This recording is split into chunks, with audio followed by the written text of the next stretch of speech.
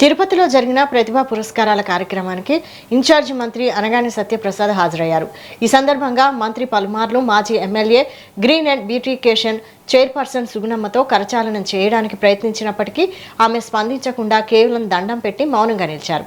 ఈ ఘటన కార్యక్రమానికి హాజరైన నేతలు, కార్యకర్తల దృష్టిని ఆకర్షించింది. సుగుణమ్మ వైఖరి వెనక రాజకీయ కారణాలు ఉన్నాయా అనే చర్చ మొదలైంది. తిరుపతి టీడీపీ నియోజకవర్గ ఇన్ఛార్జ్ బాధ్యతలు దక్కకపోవడమే ఆమె అసంతృప్తికి కారణమా అనే ఊహాగానాలు రాజకీయ వర్గాల్లో వినిపిస్తున్నాయి.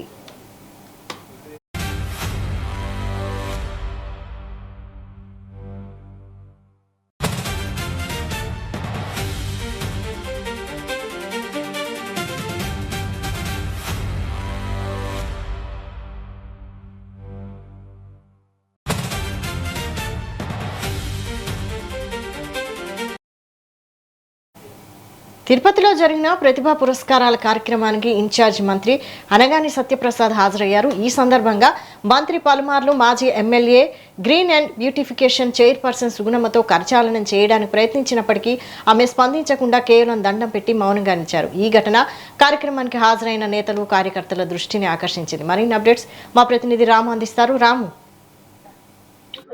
Thank you Vaishali. ఇవాళ తిరుపతి మహిళా యూనివర్సిటీలో కూడా ఒక వింత సంఘటన అయితే ఒకటి చోటు చేసుకోవడం జరిగింది. అక్కడికి కార్యక్రమానికి హాజరైనటువంటి తెలుగుదేశం పార్టీ నాయకులందరూ కూడా ఆ యొక్క అంశం ఏదైతే ఉందో జరిగినటువంటి అంశాన్ని పూర్తిగా కూడా చర్చనీయాంశంగా కూడా మార్చారు.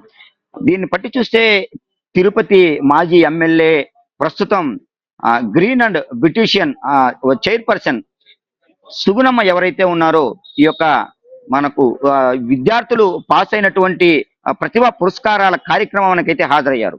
ఆ క్రమంలో కూడా ప్రస్తుత మంత్రి అనగాని సత్యప్రసాద్, తిరుపతి జిల్లా ఇన్ఛార్జి మంత్రి, కార్యక్రమానికి ముఖ్య అతిథిగా కూడా హాజరయ్యారు. దాదాపు 200 నుంచి 250 మంది వరకు కూడా పిల్లలకు వాళ్ళ తల్లిదండ్రులతో పాటు కలిపి ప్రతిభా పురస్కారాలు, నగదు బహుమతులు కూడా అందించారు. అయితే ఈ క్రమంలో అక్కడికి స్టేజ్ మీదకి ఆహ్వానించబడ్డ ఈ యొక్క రాష్ట్ర బ్యూటిషియన్ చైర్పర్సన్ ఎవరైతే ఉన్నారో సుగుణమ్మను కూడా ఆహ్వానించడం జరిగింది. ఆ క్రమంలో పలుమార్లు, అంటే దాదాపు 3 సార్లు సుగుణమ్మకు షేక్ హ్యాండ్ ఇవ్వడానికి మంత్రి అయితే ప్రయత్నించారు. ఆ యొక్క షేక్ హ్యాండ్ పూర్తిగా కూడా సుగుణమ్మ తిరస్కరించారు. ఇవన్నీ కూడా అక్కడ ఉన్నటువంటి కెమెరాలు చిత్రీకరించబడ్డాయి. అయితే 3 సార్లు కరచాలనం ఇవ్వడానికి మంత్రి ప్రయత్నించినా కూడా పూర్తిగా తిరస్కరించినటువంటి ఎమ్మెల్యే సుగుణమ్మ, అంటే ఇటీవల కాలంలో జరిగినటువంటి ఈ యొక్క తిరుపతి ఇన్ఛార్జ్ ఎవరైతే ఉన్నారో ఆ యొక్క ఆ స్థానం నుంచి సుగుణమ్మను కాకుండా కూడా జేబీ శ్రీనివాస్ అనేటువంటి ఆ యువ నాయకుడిని అక్కడ ఇప్పుడు ప్రస్తుతం ఇన్ఛార్జ్ గా చేయడం జరిగింది. అయితే దీని వల్లనే